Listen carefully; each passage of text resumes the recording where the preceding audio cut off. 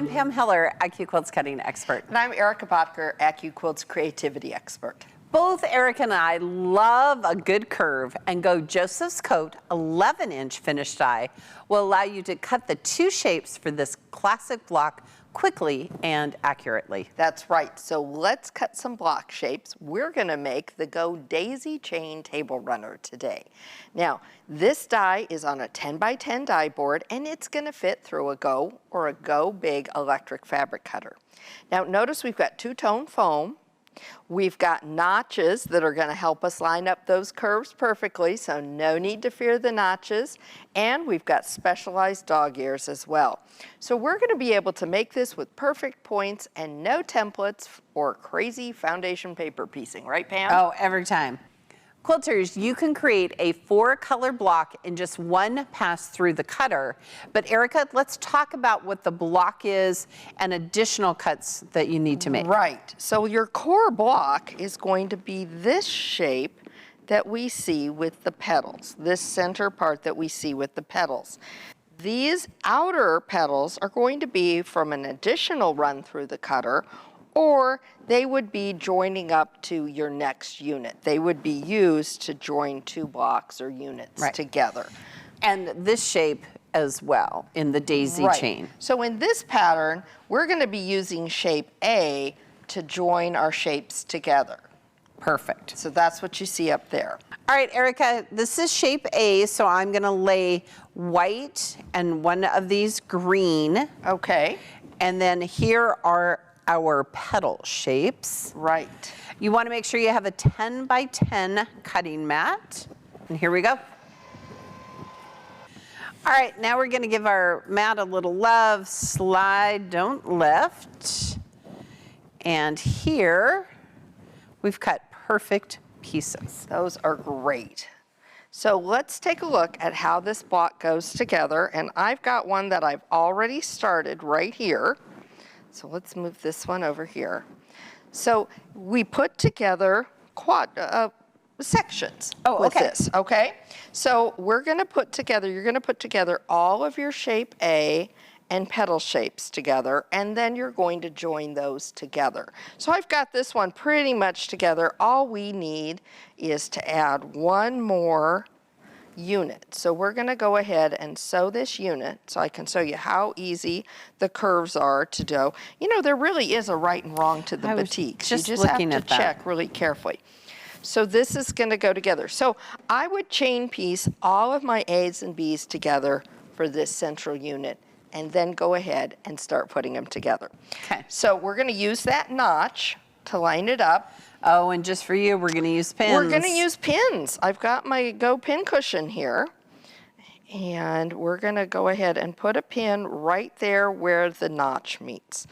Then the other place you're going to want a pin is down here at the end. So this is how it lines up. And you kind of have to trust the force, because you're going to see that little piece right there. That little piece is going to hit the opposite corner. Oh, okay, that makes sense.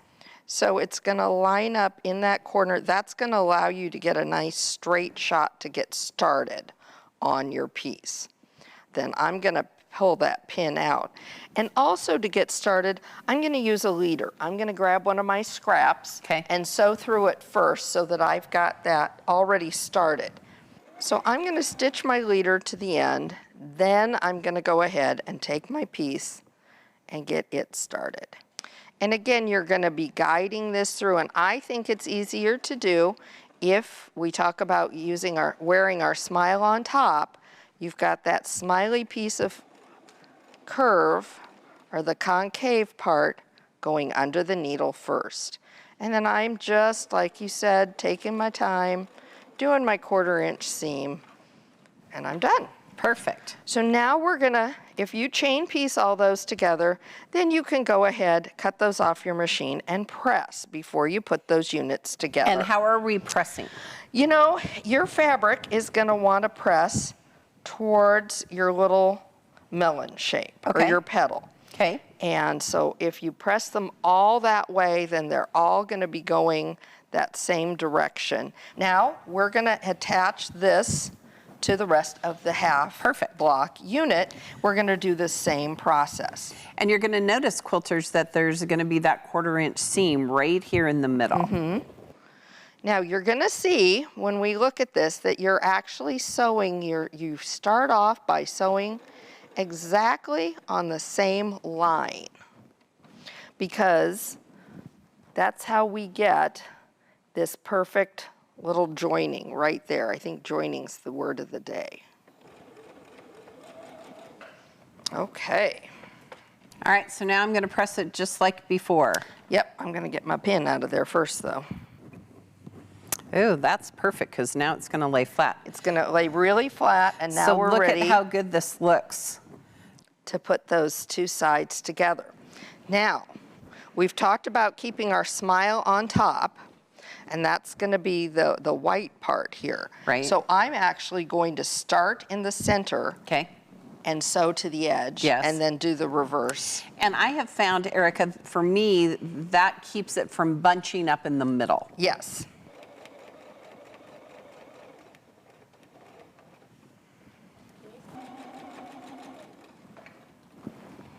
Excellent. Okay. So now you can see how that's going to come together. Perfect. give And that then a little how would press. I press it then, Erica? You're going to continue to press. You know what? I would kind of lay it out and see. This one kind of likes to press the opposite direction. So see if it'll press toward, if it wants to press towards the petal, or if it prefers to press to the outside. I don't like to fight my fabric. No, I don't either. Look at how fabulous this is. Look how fun that is. So then the next thing to do is to sew these outer petals on. And I had one on as an example. Okay. But you really want to put it all together before you sew those together, because you are going to have a little overlap on the ends. Right. So now we can go ahead and I'll put one of those green. I think we cut one. Yes, we did. And you're going to need just a total of 5 of these blocks for the table runner. That's right. And again, we've got the same process that we're going to go through. We're going to line up our notch, put our smile on top, put that pin in there, pin our starting position, grab our leader, and go.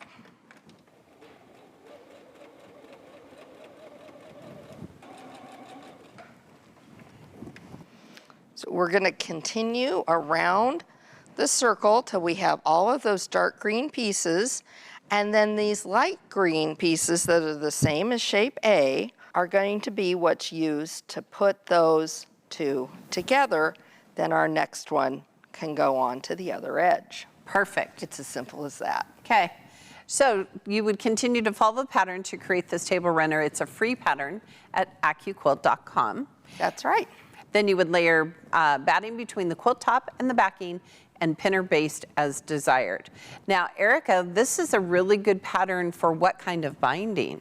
Oh, you'd want a bias binding with this. So if you don't know, you can cut bias binding with our strip dies. And we've got lots of videos to show you just how to do this. But there's one other thing we're missing, Pam. What's that? The center of our daisies. Right here. That is going to be appliqued on. We're going to use our Go Circles die, 2, 3, and 5 inch. This is the smallest one, and you can put fusible on the back of it, cut out your 5 little circles, and just fuse those onto the center, and just do a little zigzag or applique stitch around, or quilt right over the top. Hey, quilters, be sure and share your finished projects with us on all of our social media platforms, Because here at AccuQuilt, we help you cut time. so you can quilt more.